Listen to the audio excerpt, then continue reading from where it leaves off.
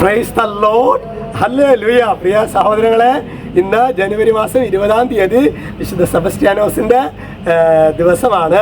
നമുക്ക് സെബസ്റ്റ്യാനോസിൻ്റെ മാധ്യസ്ഥം തേടി നമുക്ക് പ്രത്യേകമായിട്ട് ഇന്നേ ദിവസം നമുക്ക് പ്രാർത്ഥിക്കാം.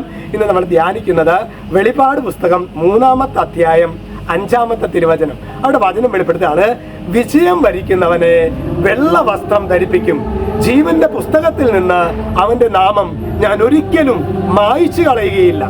വിജയം വരിക്കുന്നവനെ വെള്ള വസ്ത്രം ധരിപ്പിക്കും. പ്രിയ സഹോദരങ്ങളെ, ശരിക്കും ഭൂമിയിലെ ഈ ലോകത്തിന്റെ പ്രതികൂലങ്ങളിൽ നിന്ന് ഈശോയ്ക്ക് അതിശക്തമായി സാക്ഷ്യം നൽകിയ ജ്യേഷ്ഠ സഹോദരനാണ് വിശുദ്ധ സെബസ്റ്റ്യാനോസ്. സെബസ്റ്റ്യാനോസിന്റെ ജീവിതം ഞാൻ പറയേണ്ട കാര്യമില്ലല്ലോ സഹോദരങ്ങളെ. അതായത് ഈശോയെ സാക്ഷ്യപ്പെടുത്താനായിട്ട് അവസരം ലഭിച്ചപ്പോൾ ജീവൻ പോയി, പക്ഷേ ഈശോയ്ക്ക് സാക്ഷ്യം നൽകി. അതാണ് വചനം പറയുന്നത്: വിജയം വരിക്കുന്നവനെ വെള്ള വസ്ത്രം ധരിപ്പിക്കും, ജീവന്റെ പുസ്തകത്തിൽ നിന്ന് അവന്റെ നാമം ഒരിക്കലും മായ്ച്ചു കളയില്ല. നമ്മുടെ ജീവിതത്തിൽ പ്രിയ സഹോദരങ്ങളെ, ലോകത്തിന്റെ ചെറിയ ചെറിയ നേട്ടങ്ങൾക്ക് വേണ്ടി പോലും ഞാനൊരു ക്രിസ്ത്യാനിയാണ്, ഞാനൊരു ക്രിസ്തു ശിഷ്യനാണ് എന്ന് പറയാൻ നാം പലപ്പോഴും ലജ്ജിച്ചിട്ടില്ലേ?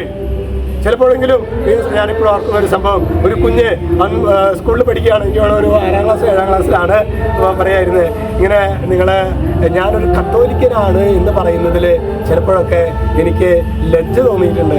അവരെന്നെ കളിയാക്കുമെന്ന് വിചാരിച്ച് ഞാനൊന്നും മിണ്ടാറില്ല.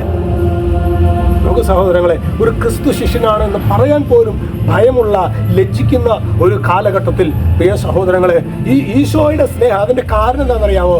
ഈശോയെ ബഹുഭൂരിപക്ഷം ക്രൈസ്തവരും വേണ്ട വിധത്തിൽ ഈശോയുടെ സ്നേഹം മനസ്സിലാക്കിയിട്ടില്ല എന്നതാണ് ഈ ഒരു വേദനയുടെ ഒരു കാര്യം. അതുകൊണ്ട് ഇന്നത്തെ ഈ ഒരു ആശീർവാദ വേളയിൽ ദൈവമേ, ഞങ്ങളുടെ ഈശോയുടെ സ്നേഹം ഞങ്ങൾക്ക് വെളിപ്പെടുത്തി തരണമേ, ഈശോയെ ആരാധിക്കാൻ വേണ്ട കൃപ നൽകണമേ. അങ്ങനെ നമുക്ക് പ്രാർത്ഥിക്കാം. രക്ഷിതാവായ യേശു ക്രിസ്തുവിന്റെ നാമത്തിൽ അനുഗ്രഹിക്കുന്നു, എപ്പോഴും എപ്പോഴും എന്നേക്കും. ആമേൻ.